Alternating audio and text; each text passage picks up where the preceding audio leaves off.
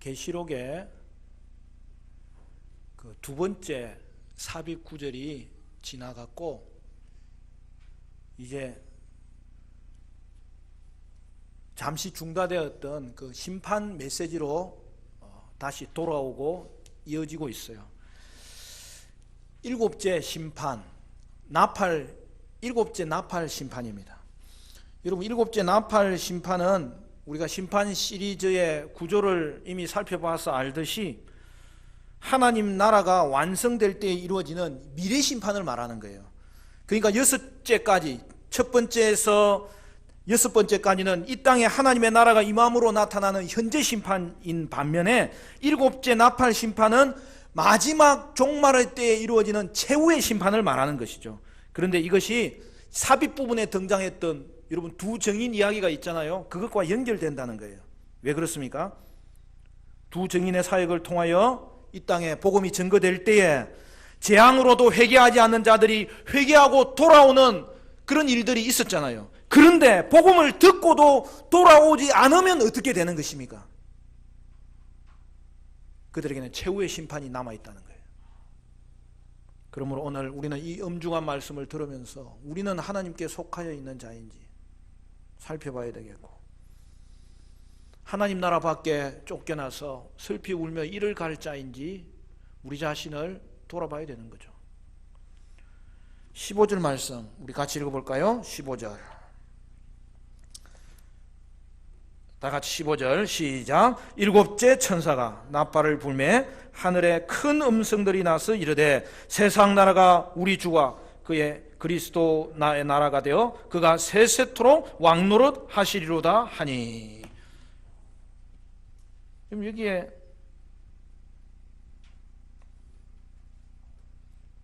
우리가 그렇게도 꿈꿔왔던 일들이 성취되는 것을 볼 수 있습니다. 여러분 14절에 시작할 때 두 번째 화가 지나가고 지금 세 번째 화가 되었다고 이야기합니다. 그러니까 여러분 첫 번째 화는 다섯째 나팔 심판이고, 두 번째 화는 여섯째 나팔 심판이고, 세 번째 화는 오늘 본문에 나오는 일곱째 나팔 심판인 거예요. 그러니까 일곱째 나팔 심판이 주어짐으로 인하여 어떤 일이 벌어지는 거예요? 화가 초래된다는 거예요. 그냥 단순한 재앙이 아니에요. 이 땅 가운데 화가 임할 것을 보여주고 있는 거예요. 그러면서 15절에는 동시에 뭘 보여줘요? 세상 나라가 그리스도의 나라가 되었다고 말씀하고 있는 것이죠. 그리하여 예수님이 세세토록 왕노릇하는 것입니다. 그러므로 여러분 여섯째 나팔 심판의 결과와 비교하면 일곱째 나팔 심판은 전혀 다른 결과를 일으킵니다. 하나님의 나라가 완성된다는 거예요. 여러분 이 땅에서도 하나님의 나라가 성취됩니다. 왕이신 예수님이 이 땅에 오심으로 그가 이 땅을 지금도 이제는 다스리시는 주권자가 되시고, 그리고 그 결과가 지금도 일어나고 있다는 사실이죠. 그러나 지금 임한 나라는 여러분 영적 나라입니다. 그리고 그 영적인 나라의 핵심은 뭐예요? 하나님 나라의 백성을 부르는 거죠. 여러분 그러니까 하나님 나라가 이 땅에 예수 그리스도가 왕으로 오셨음으로 말미암아 하나님의 나라도 임하였고, 그래서 성도는 이 땅에서 이미 하나님의 자녀가 되는 거예요. 하나님의 백성이 되는 거예요. 구약에서 약속한 그 구원의 백성을 받는 거예요. 그러므로 여러분 교회는 이 땅에 임한 하나님의 나라예요. 그리고 하나님의 백성이 이미 된 거예요. 여러분 찬송가 가사에 은혜로운 구절이 나오지 않습니까? 내 주 예수 모신 곳이 그 어디나 하늘나라. 여러분 성도는 이미 하나님 나라를 소유한 거죠. 하나님 자녀가 된 거죠. 이제는 죄의 권세가 이기지 못합니다. 성도가 움직이면 하나님의 나라가 활동하는 거예요. 성도가 모으면 그곳에 하나님의 나라가 임하는 거예요. 그러므로 성도가 모이는 곳이 교회잖아요. 그리고 그곳이 하나님의 나라라는 거예요. 두 증인의 사역에 의해서 세상은 회개하고 하나님께 돌아오게 되는데, 여러분, 이것이 세상 나라가 하나님 나라로 바뀌는 증거 아닙니까? 그런데 이렇게 영적으로 임한 나라가 이제 완성되는 날이 올 것이라는 것이죠. 그게 우리 주님께서 재림하는 날이라는 것이죠. 주님의 재림으로 말미암아 최후의 심판과 하나님의 완전한 임재가 있을 것을 일곱째 심판이 말씀하고 있는 것이죠. 그래서 어떻게 하는 것입니까? 교회를 상징하는 24장로가 찬송을 부르는 거예요. 여러분, 오늘 이 본문이 최후의 심판을 말한다는 것은 이 찬송의 내용에도 들어가 있어요. 그들이 하나님께 감사하면서 부르는 말이 어떻게 시작되고 있어요? 옛적에도 계셨고 지금도 계신 주 하나님 곧 전능하신 이여, 이렇게 하면서, 여러분 17절에 그렇게 이제 찬송이 시작되잖아요. 근데 여러분, 이것이 이전에 나왔던 찬송과 조금 다르다는 것을 우리는 확인해야 돼요. 여러분, 이전에 이 찬양이 어디에 있었어요? 두 번째 계시록의 환상, 즉 천국 성전, 하늘 성전을 보여주고 그 하늘 성전에 이루어졌던 일이 땅에서 나타나는 것이 재앙이었잖아요. 그게 계시록 4장부터 나타나잖아요. 그럼 거기에서 이 24장로들이 찬송할 때의 내용은 뭐였어요? 그때에는 옛적에도 계셨고 이제도 계시고 장차 오실 이, 이렇게 말했는데 오늘 본문에는 이 장차 오실 이라는 것이 없어져 버렸어요. 왜 그래요? 하나님이 하나님의 나라를 완성하심으로 최후의 심판을 이루시고 이제는 더 이상 장차 오실 이 문구는 필요가 없어졌다는 거죠. 그러므로 오늘 이 24장로의 찬송은 최후의 심판과 더불어서 하나님께서 친히 이 땅에 하나님의 나라를 완성할 때의 모습을 그리면서 미리 그 찬양을 보여주고 있는 것이죠.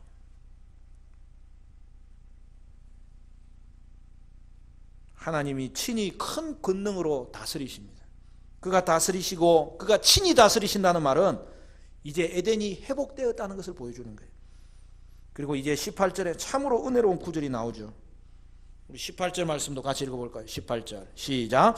이방들이 분노하며 주의 진노가 내려 죽은 자를 심판하시며 종 선지자들과 성도들과 또 작은 자든지 큰 자든지 주의 이름을 경외하는 자들에게 상 주시며 또 땅을 망하게 하는 자들을 멸망시키실 때로소이다 하더라. 여러분, 하나님의 나라가 완성될 때에 하나님은 성도 여러분에게 상 주시는 이심을 보여주고 있습니다. 여러분, 천국에 가면 하나님이 주시는 상급이 있을까요, 없을까요? 저는 있다고 생각합니다. 오늘 본문에 그렇게 되어 있잖아요. 물론 오늘 본문은 심판과 멸망의 대조되는 것으로서의 상을 말하기 때문에 기본적으로 이 상은 구원을 말합니다. 여러분, 구원보다 더 큰 상이 어디 있어요?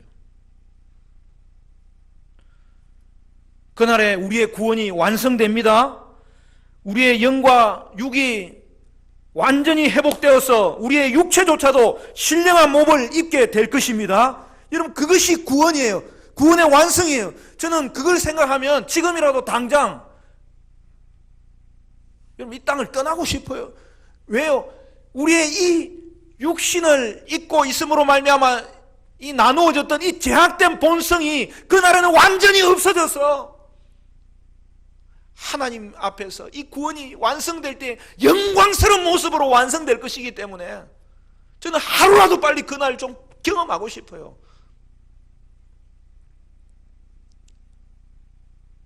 그러므로 오늘 우리가 이 땅에 산다면 단 하나 이유, 사명 때문에 사는 거예요.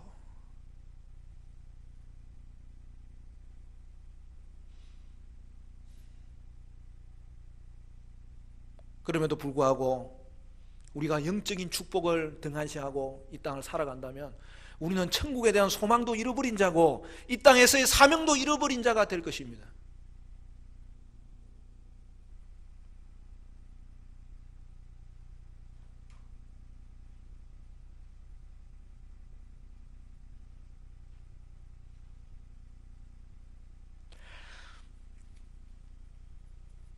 그러나 하나님은 구원의 상 외에 이 땅에서 주를 위해서 고난받고 주를 위해서 인내하고 주를 위해서 마음 졸이고 주를 위해서 기다리고 주를 위해서 참고 주를 위해서 순종하는 그 모든 충성된 자들에게는 상 주실 것입니다.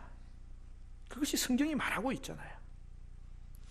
어떤 사람은 천국 가면 개털모자 쓸 수도 있으니까 조심해라, 그래서 신앙생활 열심히 해라, 그렇게 말하는 경우도 있습니다. 그 말은 맞지 않아요. 여러분, 천국은 개털모자를 써도 좋은 곳이에요. 그렇잖아요.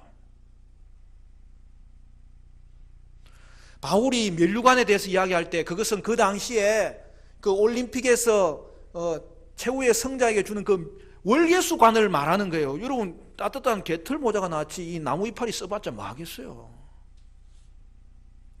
어떤 사람은 꿈을 꿨대요. 천국에 갔는데 천사가 이제 자기가 살 집을 보여주는데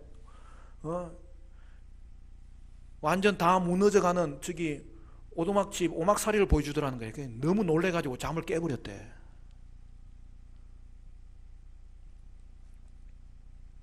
여러분, 그런 걸 개꿈이라 그러는 거예요.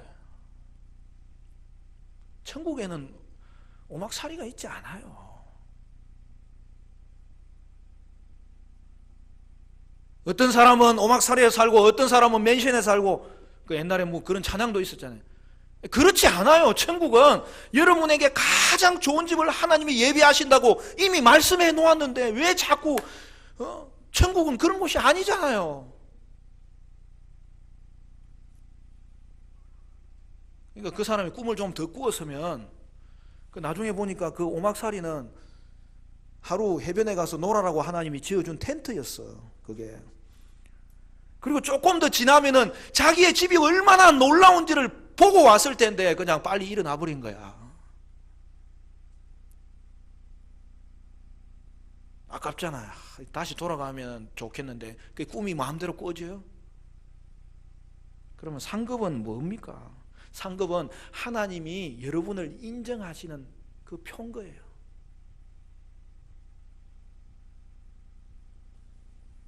연말에 시상식 하잖아요. 저도 한 번씩 시상식 보는데 내가 받은 상도 아닌데 왜 그렇게 기분이 좋은지 몰라.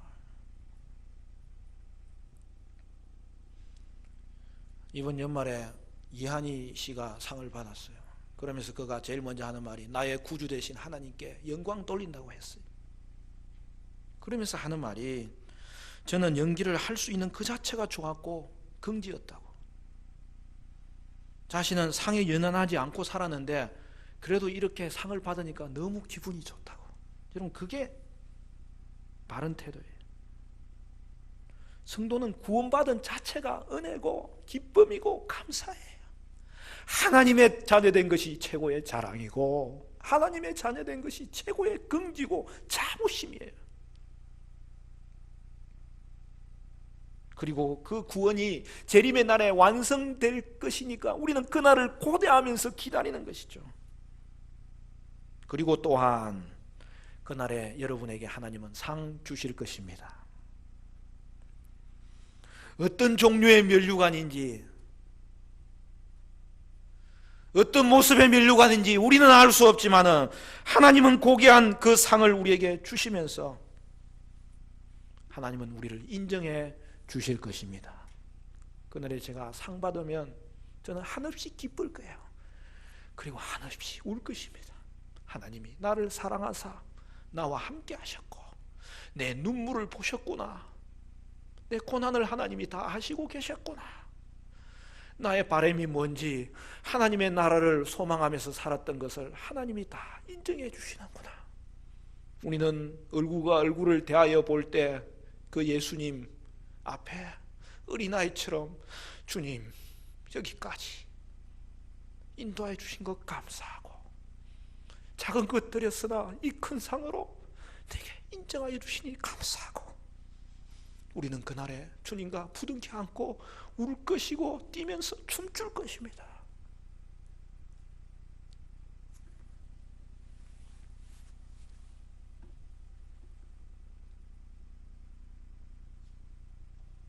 그것이 상급입니다. 그것이 멸류관입니다. 사랑하는 성도 여러분, 우리는 두 정인으로 부름받은 하나님의 교회인데, 이 땅 살아가면서 주님 자녀로 부름받은 자리에만 머물지 아니고 주님 자녀답게 살아서 복음을 전하며 하나님의 교회를 든든히 세우기 위해서 애쓰며, 그로 인하여서 그날에 하나님 인정해 주시고 주님의 상급받는 은혜가 저와 여러분 가운데 있게 되시기를 간절히 축원합니다. 19절 말씀에 이에 하늘에 있는 하나님의 성전이 열리니 성전 안에 하나님의 언약궤가 보이며 또 번개와 음성들과 우레와 지진과 큰 우박이 있더라. 여러분, 이것은 하늘 성전에서 이미 보여준 현상이고요, 또한 일곱째 인 심판에서도 나타났던 현상입니다. 그런데 여기 하나가 더 붙여졌어요. 큰 우박이 임한다. 그러니까 심판의 구조는 동일한데 내용은 심화되는 거죠. 우리가 이런 것을 점강법이라고 그러는 거예요. 여러분, 일곱 심판 시리즈가 계속 이어지지만 내용은 같고 구조는 같지만 그 내용이 심화되는 것은 우리에게 무엇을 이야기하는 것입니까? 그리고 여러분, 첫째 심판부터 여섯째 심판이 또 일곱째 심판으로 이렇게 더 심화되는 것은 뭘 이야기하는 겁니까? 최후의 심판은 얼마나 심각한지를 우리에게 보여주는 것이고, 또한 그것은 반드시 이루어질 것을 오늘 본문이 말씀하고 있는 것이죠. 그런데 하늘 성전에서 일곱째 심판이 이루어질 때 사도 요한이 거기서 본 것은 언약궤를 보았다고 했어요. 여러분, 언약궤는 성전의 지성소에 있는 것 아닙니까? 그 안에 뭐가 있었어요? 십계명 돌판이 있었고, 만나를 넣은 항아리가 있었고, 아론의 쌍난 지팡이가 있었던 것이죠. 그런데 성경에서 바벨론 포로로 잡혀간 이후에 이 언약궤는 그 어디에도 등장하지 않아요. 그걸 배경으로 나온 영화가 그 인디아나 존스잖아요, 옛날에. 역사에 의하면 바벨론의 느부갓네살에 의해서 이 언약궤가 사라졌다고 이야기를 합니다. 유대인들은 이 사라진 언약궤가 이스라엘이 회복되는 날에 다시 나타날 것이라고 생각했었어요. 따라서 하늘 성전에 언약궤가 보였다는 것은 뭐예요? 이스라엘의 회복이 성취되는 종말의 때가 이때라는 것이죠. 예수님이 이 땅에 오심으로 성전은 여러분 완성되어서 언약궤는 더 이상 필요가 없어요. 그런데 오늘 본문에 언약궤가 나타났다는 것은 뭐예요? 하나님의 나라가 완성됨으로 예수님의 통치도 완전히 성취되었다는 것을 보여주는 것이죠. 이번 코로나 사태로 인하여서 온 나라가 혼돈에 이번 주간도 빠져 있었는데요, 그것도 이단 신천지에 의해서 바이러스가 걷잡을 수 없게 되었다는 것이 참으로 암울한 상황입니다. 하지만 저는 감사하는 것이 우리가 작년부터 요한계시록 강해를 해왔는데, 여러분, 이 말씀을 통하여서 우리가 분별을 할 수 있다는 것이 참 감사해요. 이 한 해 계속 제가 요한계시록 강해를 할 터인데 우리는 이 말씀을 통하여서 다 분별할 수 있어요.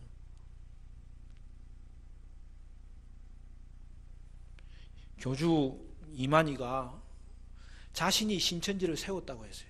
그게 과천에서부터 시작됐다고 이야기했어요. 그럼 어떻게 그런 주장을 믿고 따르고 얼마나 어리석은 모습이 나타나는지 모릅니다.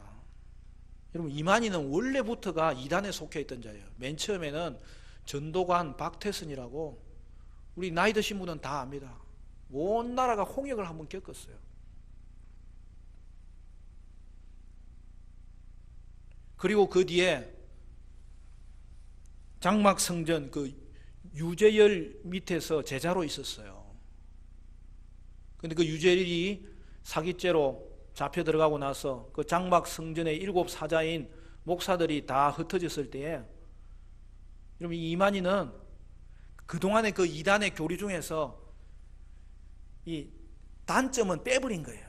그러니까 이게 결국에는 옛날에 이단들이 사회를 혼란스럽게 했던 것을 우리가 알지만은 이제 그것의 장점만 모아가지고 그 교리를 만들었기 때문에 이 치밀하게 만든 거죠. 그러니까 그 해악도 얼마나 더 큰지 몰라요.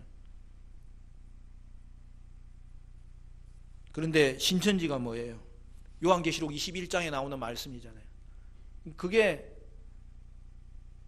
세워졌다는 거예요. 그렇지 않잖아요. 여러분 계시록 21장으로 가봅시다. 오늘은 이 말씀 함께 찾아보기를 원하는데요. 21장 1절부터 보면 이제 우리가 지금 보고 있는 나팔 심판 시리즈가 7째 나팔로 끝나고 그 다음에는 큰 삽입이 등장하죠. 12, 13, 14, 15 삽입장이 4장이나 돼요. 그리고 나서는 심판 시리즈 하나 더 남았잖아요. 뭐죠? 대접심판. 대접심판이 이제 성경에 나타나고 그 뒤에는 17, 18, 19, 20 거기까지는 최후의 심판이 이제 등장하는 거예요. 그리고 21장에는 하나님의 나라가 완성되는 장면을 보여줄 때에 처음 등장하는 내용이 새하늘과 새 땅이 이루어지는 것이고, 그리고 그것의 주인공으로서 21장 후반부에 등장하는 게 뭐예요? 새 예루살렘이 이루어지는 거죠. 그게 이제 계시록의 마지막인데 21절부터 보면 21장 1절부터 보면 이렇게 되어 있습니다. 또 내가 새 하늘과 새 땅을 보니 처음 하늘과 처음 땅이 없어졌고 바다도 다시 있지 아니하더라. 또 내가 보매 거룩한 성 새 예루살렘이 하나님께로부터 하늘에서 내려오니 그 준비한 것이 신부가 남편을 위하여 단장한 것 같더라. 내가 들으니 보좌에서 큰 음성이 나서 이르되 보라 하나님의 장막이 사람들과 함께 있음에 하나님이 그들과 함께 계시리니 그들은 하나님의 백성이 되고 하나님은 친히 그들과 함께 계셔서 모든 눈물을 그 눈에서 닦아주시니 다시는 사망이 없고 애통하는 것이나 곡하는 것이나 아픈 것이 다시 있지 아니하리니 처음 것들이 다 지나갔음 이르라. 보좌에 앉으신 이가 이르시되 보라 내가 만물을 새롭게 하노라 하시고 또 이르시되 이 말은 신실하고 참되니 기록하라 하시고. 여러분 뭐라고 되어 있습니까? 여러분 새 하늘과 새 땅이란 말이 신천신지인데 여러분 이 좋은 말을 가져간 거예요. 그래도 신천신지라고 안 한 게 다행이에요. 신천지는 그래도 하나 빼먹었으니까. 그러면서 오늘 본문이 하는 말이 뭐예요? 사람이 만든 게 아니라는 거죠. 뭐라고 되어 있습니까? 처음 하늘과 처음 땅은 다 없어졌다는 거예요. 이전에 가지고 있던 데서 만든 것이 아니라는 거예요. 사람이 만든 것을 가지고 오는 것이 아니라는 것이죠. 그러니까 여러분 신천신지는 언제 이루어지는 거예요? 예수님이 재림하실 때에 사람이 만드는 게 아니라 하나님이 친히 만드는 거죠. 예수님의 재림은 공개적으로 임하는 거예요. 누구에게만 보이는 게 아니에요. 다 속이는 자요. 우상 숭배자들의 모습이에요. 새하늘과 새 땅은 하나님이 세우는 거예요. 그리고 새 예루살렘은 어디에서 와요? 오늘 본문에 정확하게 기록되어 있잖아요. 사람이 만드는 것이 아니라 하늘에서 내려오는 거예요. 그래서 5절에는 뭐라고 되어 있어요? 만물을 새롭게 한다고 되어 있는 거예요. 그러므로 여러분 신천신지는 재림의 날에 예수님이 이 땅에 오심으로 친히 그가 만드시는 거예요. 하나님의 나라를 그가 만드시고 그 대신에 이 땅에 가져오시는 것이죠. 한 번은 전에도 제가 한번 이야기한 적이 있지만 제가 커피숍에 이제 책 읽으러 갈 때가 있는데 그 신천지가 저한테 접근을 한 거예요. 그날은 제가 시간이 많았어요. 그래서 서서 이야기하지 말고 앉아보라고 그랬어요. 내가 성경 가져왔냐 그러니까 애가 이상하게 날 쳐다보더라고요. 성경을 펴보라고. 나도 성경 펴고. 그러더니 뭐 나중에 하나 이야기하는 중에 속히 될 일이 지금 이루어지고 있다고 막 그러는 거예요. 그게 신천지라는 거예요. 그래서 제가 다니엘서를 펴주면서 여기 속히 될 일은 다니엘서의 후일에 일어날 일이라고 표현했던 거하고 똑같지 않느냐. 그리고 인자 같은 이가 이 일을 이루신다고 되어 있지 않느냐. 그러므로 이것은 예수님의 초림을 이야기하는 거다. 그랬더니 애가 막 당황하는 거예요. 그러면서 하는 말이 성경 이야기 하지 마세요. 그러는 거예요. 여러분, 이단들은요 성경을 좋아하지 않아요. 성경을 단지 이용할 뿐이에요. 한 구절 빼서 그걸 이용할 뿐이에요. 그래서 제가 이야기했죠. 그래서 네가 이단인 거야. 그랬더니 애가 다른 구절도 있다면서 뭐 또 막 펼쳐가지고 보여주는 거예요. 잘 됐다 싶어가지고. 여러분, 그 다르게 표현되어 있지만 그 원서에는 똑같이 되어 있는 그 표현이거든요. 그래서 내가 컴퓨터를 열어가지고 원어 성경을 보여줬어요. 너 원어 성경 알아? 그러니까 처음 본다는 거예요. 네가 아까 이야기한 구절하고 앞에 있는 구절하고 요 원어 성경 단어가 같아 안 같아? 그러니까 얘가 하는 말이 원어 성경 이야기하지 마세요. 그러는 거예요 또. 그래서 제가 뭐라 했겠어요? 그래서 네가 이단인 거야. 그래서 최후에 제가 일격을 가했죠. 너 이만희 죽어 안 죽어? 그랬더니 애가 눈이 막 흔들리더니 막 일어나서 도망가 버렸어요.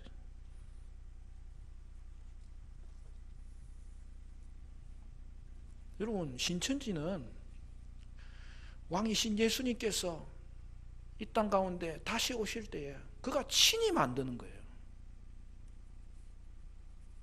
어디 예수님의 자리를 자기가 찬탈한 그 사악한 우상 숭배자를 하나님이 최후의 심판을 하실 것이지만, 그가 죽으면 한번 이 회오리가 칠 것이지만 그 전에 기회를 주실 때에 끊어야 될 건 아닙니까?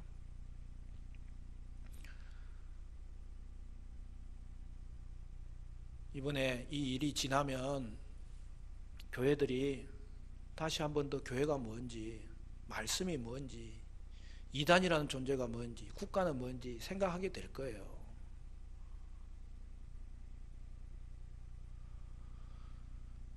정말 교회가 말씀을 사랑하고 있느냐? 목사는 말씀을 무시하고 성도는 말씀에 무지하고, 각자가 돌아봐야 돼요. 저도 말씀 사역 하느라고 애썼지만 우리 교회도 돌아봐야 돼요. 말씀에 집중하고 그 말씀 붙잡고 기도하고 그대로 실천하고 또 그것 가지고 기도하고 또 말씀으로 돌아와서 확인하고, 우리 자신을 돌아봐야 되는 거예요. 성경 이야기하지 마세요 한 것이 오늘날 우리 한국 교회의 현실이지는 않은지 돌아봐야 되는 거예요. 하나님의 말씀은 강해로 돌아와야 되고, 성도는 하나님의 말씀을 내 삶에 비추면서 다시 한 번 더,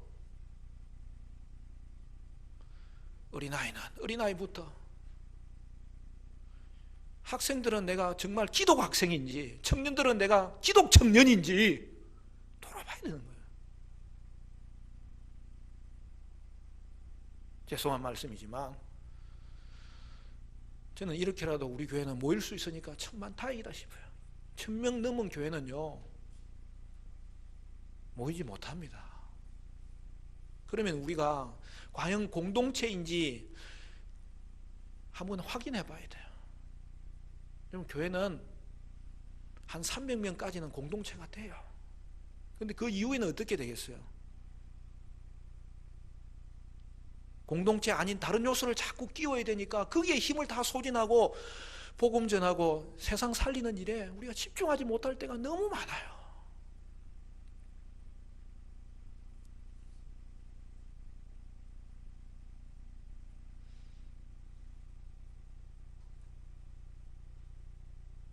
그래서 큰 교회는 작은 교회를 도와줘야지. 자립하지 않는 교회가 얼마나 많아요.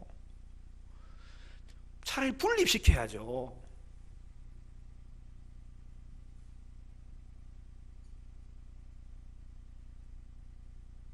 우리 교회는 역사가 있고 자립한 교회지만 우리는 우리의 공동체성을 더 살려야 되고 하나님 말씀에 집중하는 그런 건강한 공동체인지를 늘 살펴야 되고, 그래서 하나님 앞에 섰을 때 주님 인정받아야 되겠는데, 모든 한 일이 우상을 세우는 것밖에 되지 않았다면 그날에 우리는 참으로 부끄러울 것입니다.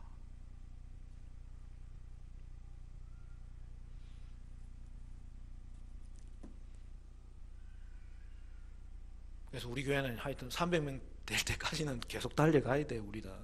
그렇지만 그러면서도 우리가 공동체이고 하나님 나라의 목표를 두고 살아가는지 늘 점검하면서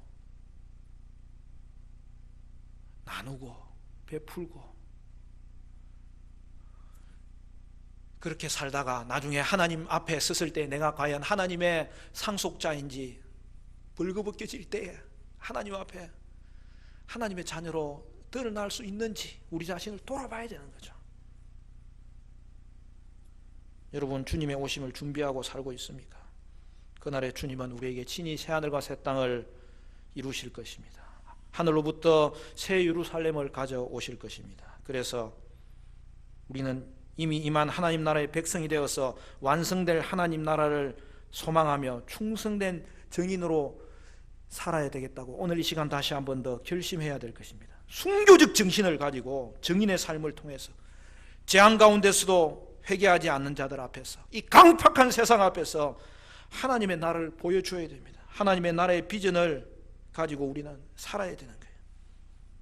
그리고 그날에 주님은 충성된 자들에게는 상 주실 것입니다. 사랑하는 성도 여러분, 혼돈의 시대 중에서도 믿음으로, 인내로, 충성으로, 주님 앞에 헌신함으로